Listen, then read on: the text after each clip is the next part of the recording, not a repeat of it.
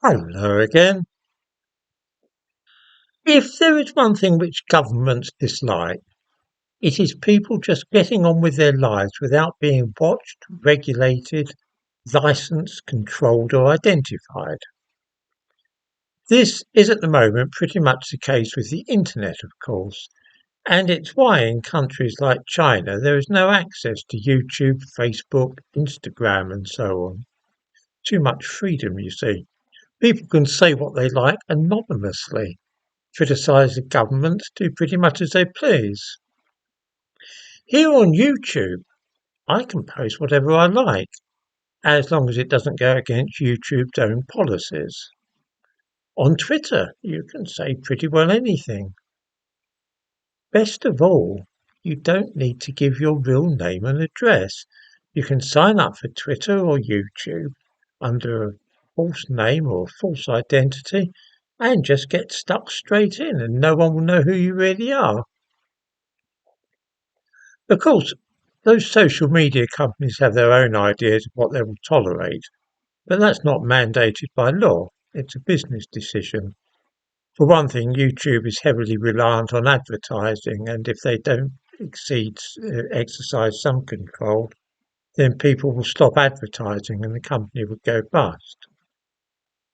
Our own government has in recent years been growing increasingly uneasy about such freedom and about the fact that people can just say what they please without being identified.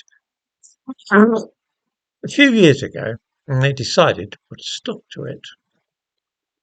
They didn't, of course, put it in such terms, but instead disguised it as a scheme to protect children. Who could possibly object to that? It sounds so sensible and wise, doesn't it? And since it's really for children, it won't affect people like us, adults using YouTube and Facebook and so on, will it? It's only the kiddies, and who can object to taking care of the little ones? Except, of course, it will remove the one thing which so many people value about the internet, which is the ability to be completely anonymous. This has never really bothered me. I'm happy to display my name and photograph here. But an awful lot of people like to remain nameless and be able to know that not even YouTube knows who they really are. For example, there are people commenting on this channel who have a dozen different identities that crop up all over the place. So they will comment here under one identity and then pop over to my Substack account and comment there with a completely different identity.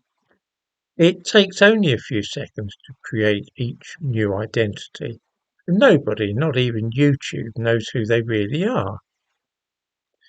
One of the big things about the Online Safety Act, which will come into force early next year, only a few months to go, is that children will be protected from dangerous or unsuitable content on social media sites like this. Also, there are places which are only for adults, uh, sites with pornography, those that might turn a blind eye to bullying and so on. The way that it will be ensured that children can't gain access to unsuitable sites is through stronger age verifications, and that'll make sure that they can't get anywhere on the internet which is meant only for adults. This will affect us all because we shall all have to prove that we are not children. How will we do this? In the description to this video I give a link to a few ways that YouTube, for instance, will be expected to prevent children getting onto channels not meant for them. Photo identification matching is going to be a very common method. Users will upload a photo ID document such as a driving license or passport. Then there are credit card checks. Because in the United Kingdom credit card issuers are obliged to verify that applicants are over 18, then the user might just provide credit card details to prove that they're over 18.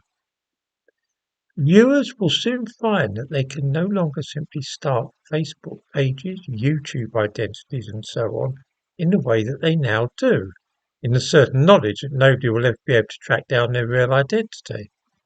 From next year, I rather suspect that anonymous postings on social media will change a bit because of the psychological effect of knowing that you can be tracked down and identified if need be, because companies like YouTube will soon have a scan of your passport or credit card. The whole effect of this will be to damage free speech and reduce anonymity online.